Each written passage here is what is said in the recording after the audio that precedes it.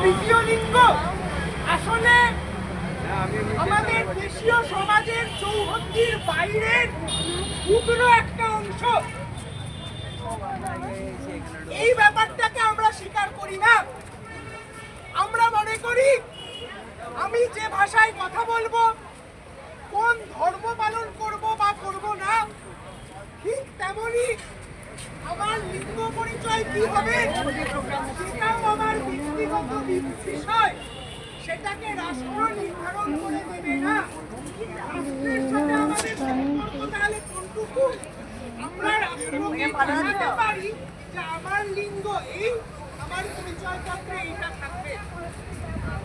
ঠিক এই বোঝাপড়াটাতে পৌঁছতে আমাদের দীর্ঘ কয়েকশো বছর লড়াই করতে হয়েছে।